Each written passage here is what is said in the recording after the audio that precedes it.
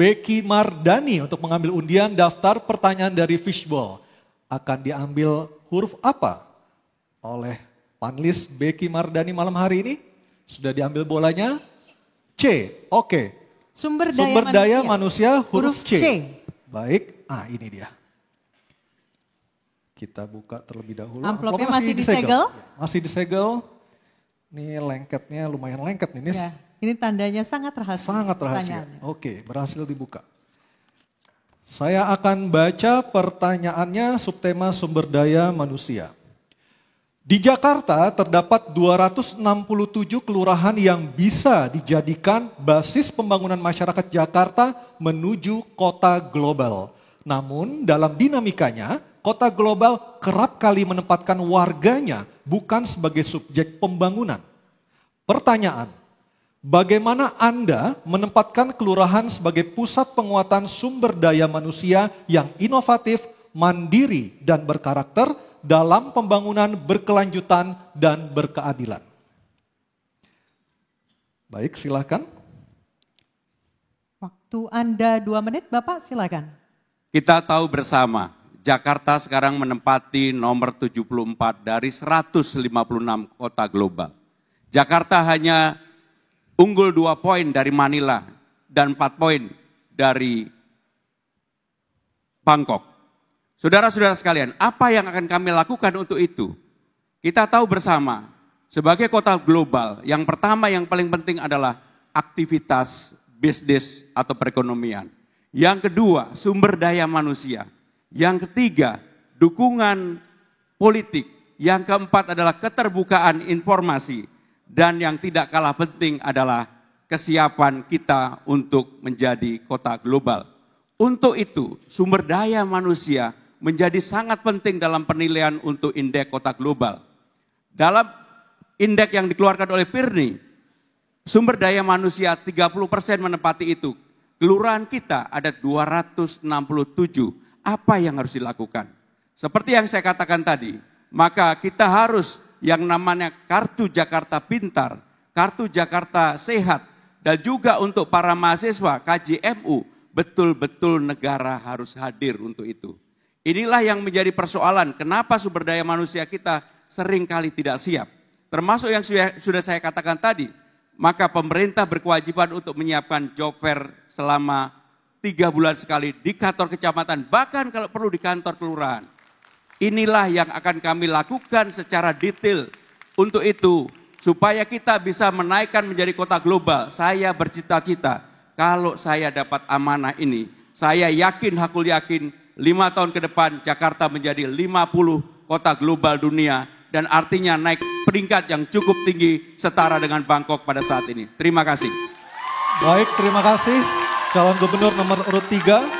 Dan berikutnya saya akan mempersilakan calon gubernur nomor urut 1 Bapak Ridwan Kamil menanggapi jawaban dari Cagup nomor urut 3. Waktunya 1 menit, kami persilakan. Bapak Ibu warga Jakarta, kenyataannya tidaklah mungkin urusan Jakarta dibereskan sentralisasi dari balai kota.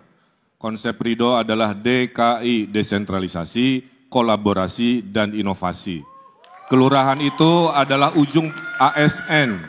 Di bawah kelurahan ada RW, itulah kenapa kita akan demokratisasi warga-warga Jakarta yang pintar untuk mendesain sendiri versi globalnya mereka dengan cara apa? Diberi anggaran 200 juta per tahun per RW, total 1 miliar selama 5 tahun, insentif RT RW, Dasawisma, PKK, Posyandu semua juga dinaikkan.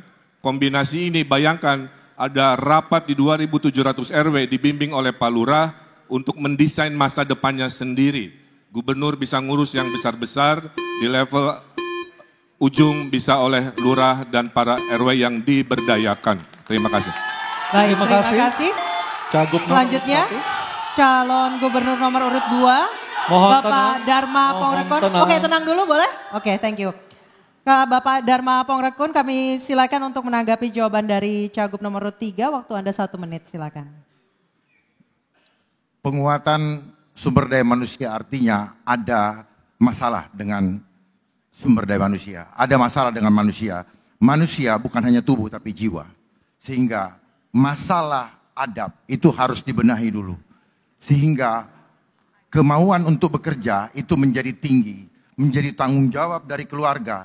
Dan persoalan yang harus kita identifikasi adalah apa? Kita harus tahu ada masalah apa yang terpenting. Ada masalah persaingan di dalam pekerjaan. Di mana Jakarta, gubernur sebagai ayah daripada warga Jakarta, itu harus mendahulukan yang berKTP Jakarta.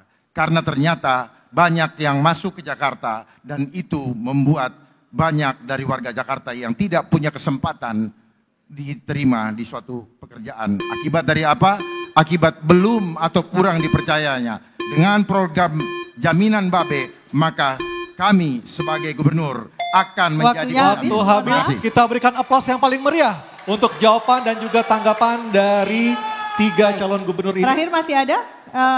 Masih ada lagi calon gubernur. Oke, ke silakan. calon gubernur nomor urut 3, Bapak Pramono Anung untuk merespon tanggapan dari kedua calon gubernur nomor urut 1 dan juga nomor urut 2 tadi. Waktu Bapak 1 menit, silakan. Undang-Undang nomor 2 tahun 2004 sudah mengatur untuk keperluan RT, RW, dan kelurahan itu angkanya tidak boleh lebih dari 5%.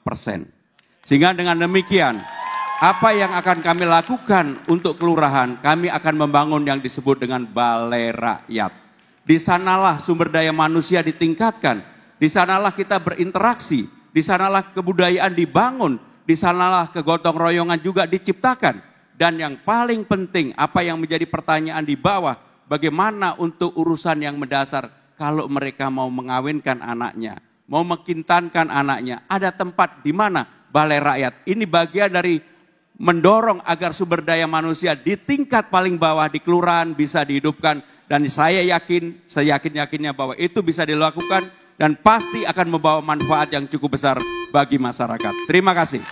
Terima kasih calon gubernur nomor urut 3. Dan kita berikan aplaus yang paling meriah untuk... Silakan.